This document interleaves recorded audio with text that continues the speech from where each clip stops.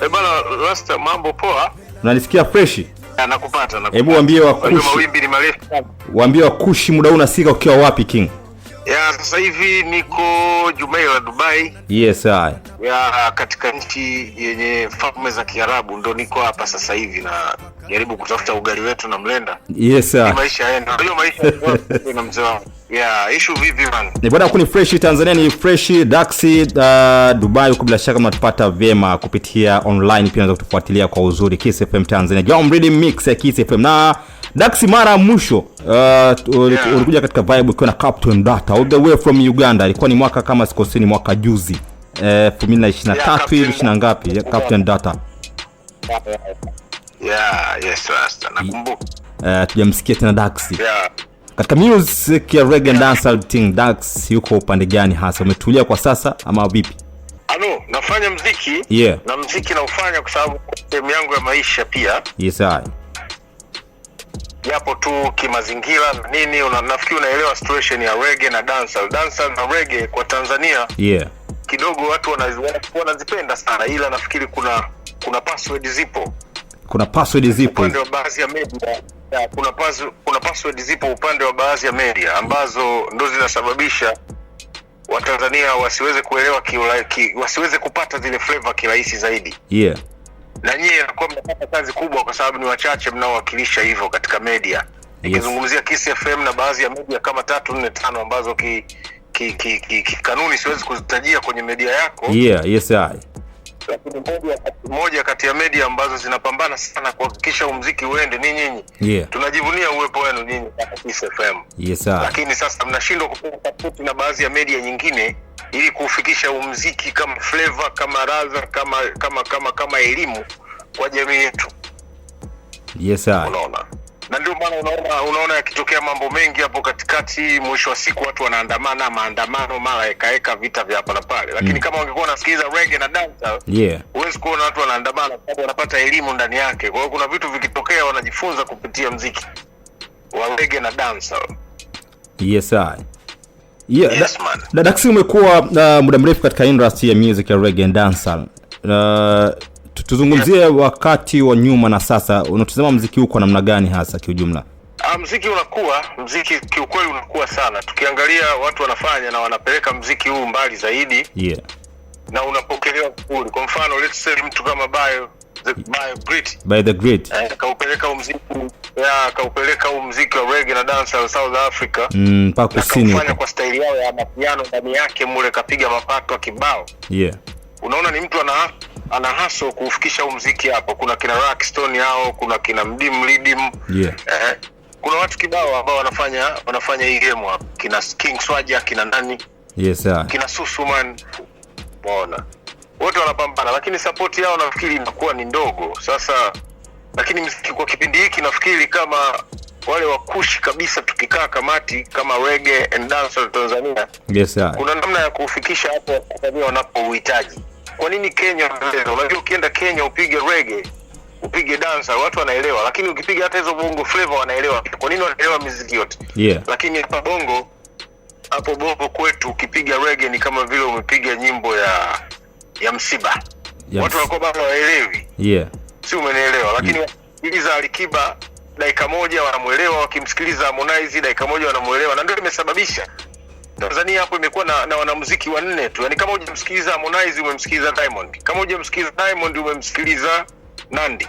Sasa hao ndio wanamuziki peke yao, unakuja kujiuliza. Siongei kwa ubaya. Lakini na imani kuna vipaji vinafichwa na baadhi ya media kwa sababu media nyingi zinakuwa ni managers wa wasanii. Sasa inakuwa ni tabu sana. Kwa hiyo categories zinakuwa zinaenda tofauti flagrant. Kama umezungumza kwa namna hiyo, nafikiri katika reggae music and dancehall nini ambacho kinapaswa kufanyika zaidi kwa wanamuziki wenyewe? Katika kesho na push kile ambacho hasa nakifanya. Kabla wanamuziki wenyewe kwanza tujue tu majukumu ya BASATA ni nini. Baraza la Sanaa. Ni kama vile wameisahau tasnia ya reggae na dancehall. Wamesahau kabisa na yani nahisi hawajui kama hata wasanii wa reggae na dancehall wapo. Mimi nawakumbusha tu wanapokuwa wakae chini wafikirie kwamba kuna wanamuziki wa reggae na dancehall. Sasa wawasikilize, watengeneze vikao vyao, wajue vilio vyao ili waone ni jinsi gani ya kupush hizo kazi zao ziende. Na cha pili kwa BASATA, kabla sijafikia wasanii kwanza wa reggae na dance. Yes, sir. Cha cha pili kwa BASATA, kwa sababu ndio kama walezi, ndio kama kina baba na mama zetu wanaostahili kutulea kwenye muziki huu. Umeona? Yes sir. Wangeanzisha kitu kimoja, na naomba sana kama wana nafasi ya kukutana nao, kaa nao, hili ni wazo zuri sana kwao ambalo nafikiri bado hawajalifikia na hawajaliwaza. Yes sir. Kwa sababu wao ndio wenye mamlaka ya masuala ya muziki na sanaa zote Tanzania. Sasa wanatakiwa wakae wajue kwamba hizi media zetu baadhi au media nyingi, huwa muziki upelekwa na msanii direct, inapaswa wawe na pesa ili muziki wake uende. Kwa hiyo inatakiwa invest. Si umeelewa? Yeah. Yeah, and let's say mtu kama Rockstone ana nyimbo yake anataka kupeleka media. Yes, akipeleka media, kama wana pesa inawekwa kapuni, haipigwi na inaweza kuwa nzuri kuliko hata zinazopigwa. Umeelewa? Yeah. Sasa hilo sana kwa baadhi ya media nyingi, kwa sababu nao pia hao watu tunawapelekea muziki wanataka waishi. Wanakwambia nipe $200 nikupeleke mjini, kama una basi nipe $100,000 nikupeleke mjini, kama una basi hata ukimpa $200,000 pia au milioni akupeleke mjini, kwa sababu radio kama radio ina taratibu zake. Sasa issue inakujaje? Wazo langu kwa BASATA ni kwamba wao wanatakiwa watengeneze system ya upokeaji wa nyimbo, iwe wasanii wa mikoani, iwe wasanii wa Dar es Salaam, iwe wasanii wa popote pale ambao wako katika mazingira ya nchi yetu ya Tanzania, kuwe na chombo cha usikilizaji, na wao watengeneze system ya kusambaza nyimbo za wanamuziki, hata kama ni gharama waziweke wao, kwa sababu wao ndio chombo, ndio serikali kuu yenyewe ilivyo ya muziki.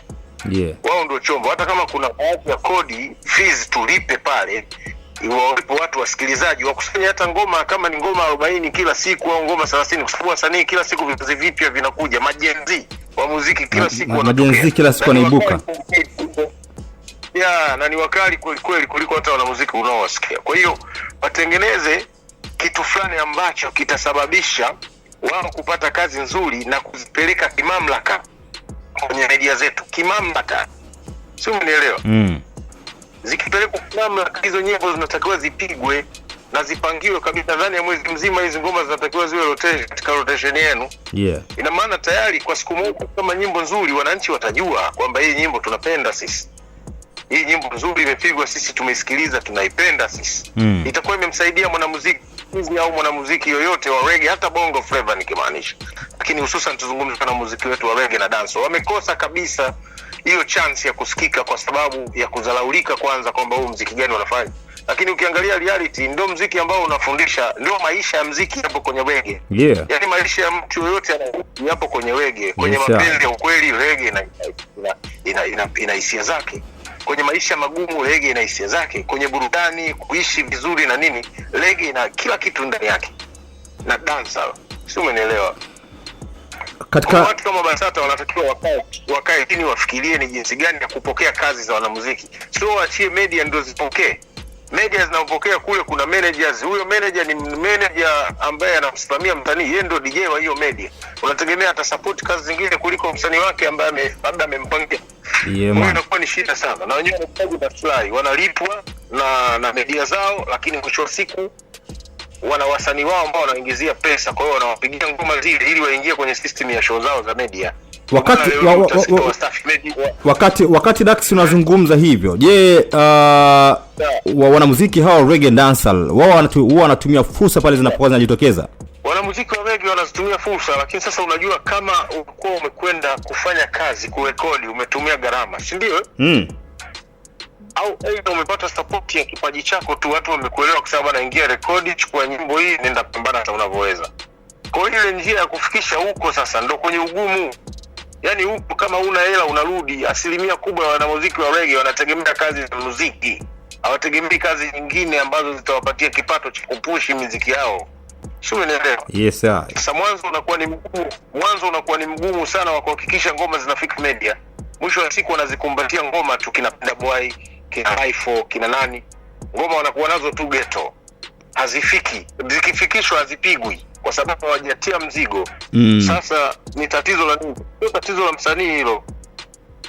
Hilo na huwezi kuwalaumu media kwa sababu media wana program zao, lakini BASATA kama BASATA ni chombo cha serikali, maamuzi yake. Kama polisi tu waliweza kusema bana saa 12 alitaka kuona mtu nje.